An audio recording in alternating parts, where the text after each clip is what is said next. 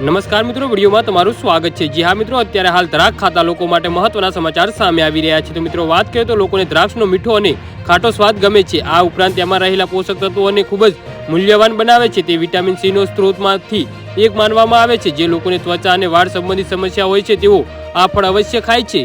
જી હા મિત્રો, અત્યારે હાલ મોટા સમાચાર સામે આવી રહ્યા છે। નિયમિતપણે દ્રાક્ષ ખાવાથી વજન વધી શકે છે। મોટા ભાગના ફળોની જેમ દ્રાક્ષમાં પણ ફાઇબર હોય છે। વધુ પડતા ફાઇબરનું સેવન કરવાથી કબજિયાત થઈ શકે છે। દ્રાક્ષની મોટા ભાગની ખરાબ અસરો તેના વધુ પડતા સેવનથી થાય છે। જી હા મિત્રો, વધુ સુગરવાળા ખોરાકથી ઝાડા થઈ શકે છે। કેટલાક સંશોધન સૂચવે છે કે દ્રાક્ષમાં જોવા મળતા કાર્બનિક સંયોજનો ઝાડાનું કારણ બની શકે છે। જો કે દ્રાક્ષમાં હાજર સુગર ઝાડાનું કારણ બની શકે છે તે સાબિત કરવા માટે પૂરતા પુરાવા નથી। જી હા મિત્રો, અત્યારે હાલ મોટા સમાચાર સામે આવી રહ્યા છે। મોટી માત્રામાં દ્રાક્ષ ખાવાથી તમારી કેલરીની માત્રા વધી શકે છે। દ્રાક્ષમાં કેલરી વધુ હોય છે। જો કે વધુ પડતી દ્રાક્ષ ખાવાથી વજન વધી શકે છે। કેમ કે આ અંગે કોઈ સંશોધન થયું નથી, પરંતુ એવું માનવામાં આવે છે કે વધુ માત્રામાં દ્રાક્ષ ખાવાથી તમારું વજન વધી શકે છે। તો જી હા મિત્રો, આના વિશે તમારું શું કહેવું છે તો નીચે કોમેન્ટ બોક્સમાં જરૂર